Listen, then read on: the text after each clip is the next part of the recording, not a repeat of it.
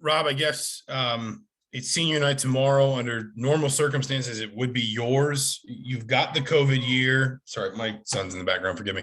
You've got the COVID year. What's your thought process been in terms of, should I go through senior night? Should I take the fifth year? How have you approached that? Because it is something that is really so new to athletes.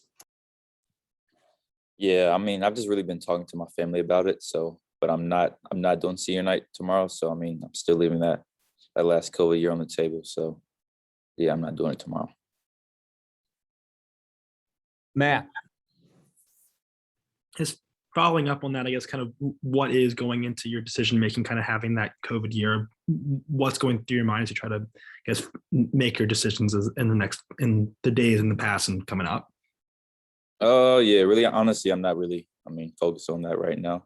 I mean, obviously, I know after the season, I'm gonna have to talk with my family about it, and then, obviously, talk with the team too about it. So we'll see what happens. But really, I'm just focused on winning basketball games right now. Zach, you had another one? No, I was just joking around. I'm good. Plus, I'm getting screamed at, so ignore me. Okay, Alex. Rob, what was the kind of the rehab like for you getting back from this injury? What was, I guess, most difficult about it? And I also wanted to ask just about Rutgers. They're a team that caused you guys a lot of problems last season. What do you think are the keys to tomorrow's game to be able to win? So for the first part, the rehab, a lot of it was rest. So it's a foot injury, so I couldn't really do a lot on it. So the big thing was rest and icing, doing a lot of different stretches and things to strengthen it. But yeah, Rutgers, I know we're about to have practice, so we already went over scout and everything. So I feel like we'll be ready for them. Like you said, they did beat us 3 times last year, so obviously we want to get them back for that. But yeah, we're just really looking forward to that. Try to get the win for senior night tomorrow. Kevin. Yeah, Rob, can you speak to kind of the stakes of this game, though, and the fact that, this is a group that's never been to the NCAA tournament and what it would mean for you guys to kind of finish strong and make it there? Oh, yeah, it's huge. Just being back from injury, I know I've never been in the NCAA tournament, and honest, no one on the team's been there. So, yeah, we've really just been locked in and just trying to carry this 2-game winning streak and keep winning. Mike Schumann. Yeah, I'm just curious how your foot felt during the game, how your stamina was, and kind of did it give you enough in that one brief run to give you optimism down the stretch here?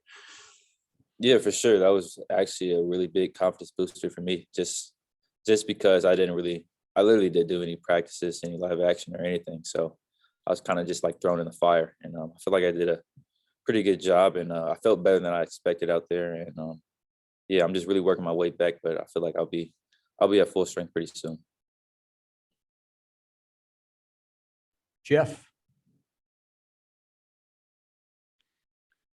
Hey man, appreciate your time.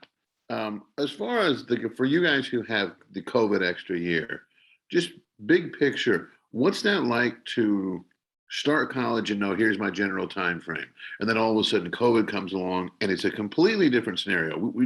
College basketball hasn't had this before.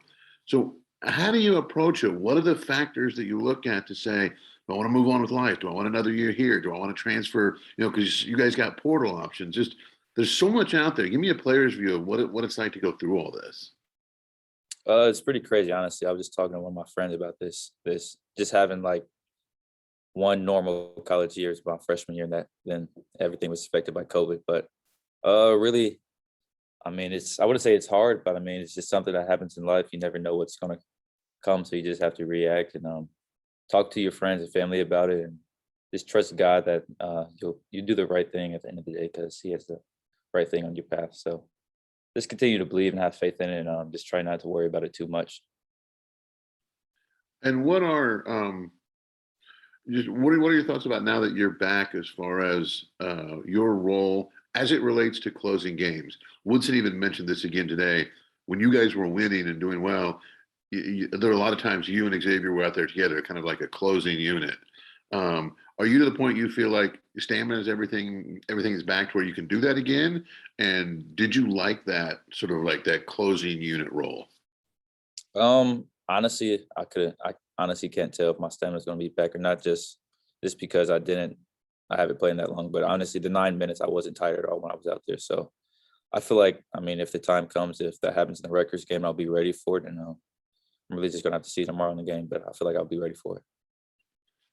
And the last question I had for you was just, give me your thoughts. Rutgers, their guards physically, they get a lot of attention for being bigger, stronger guys who can, drive and get downhill. What's it like going against them? And is that label fair? Big, strong, physical guards.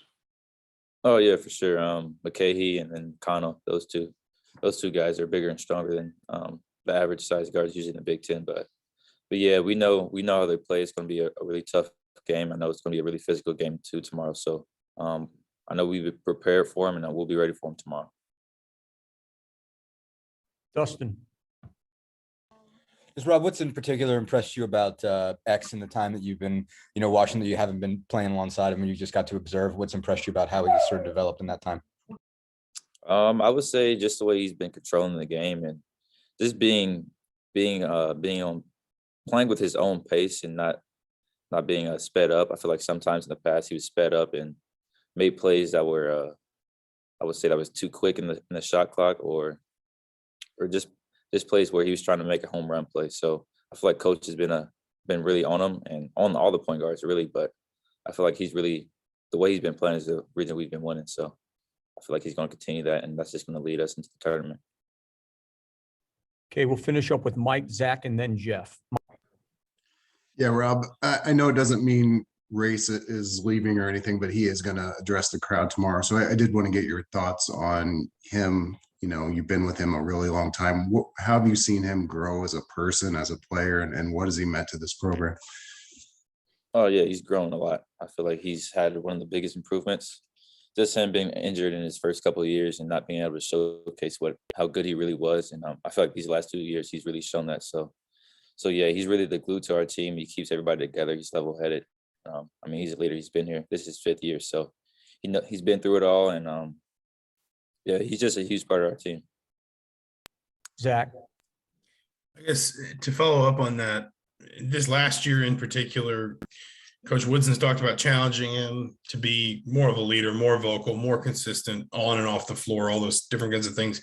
He has talked kind of openly about embracing that challenge as a, sort of classmate, somebody who's been with him, just about every step of the way. I think he's been here maybe 1 year longer than you, but what's been different about him this year? Maybe these last 11 months, kind of starting with when Coach Woodson came in and started talking about guys he was going to push to be, sort of centerpiece player, captains, leaders, that kind of thing.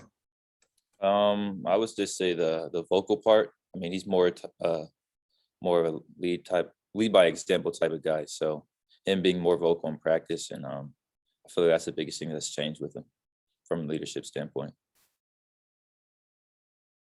Okay, last question, Jeff. Obviously, you guys are right there, NCAA tournament bubble. I'm curious, and I asked a couple other guys a few games ago about this, but I'm curious your thoughts. Do you pay attention to it? Hey, here's where we are. Here's what they're saying. And what's it like as a player to sort of go through a bubble stretch where you need to get some wins to get in? Any win, any loss might knock you out. People call it, antacid time, but I'm curious, a player's view, just what's it like? And do you pay attention to it at all? No, we definitely see it. I mean, we send things in the group message just like a motivation type of thing that like we have to lock in if we really want to make the tournaments for everything. So yeah, for sure. But we just have to take it game by game at this point. So every game really matters, and we just have to focus in on the scout and just make sure we're locking in what the coaches tell us what to do.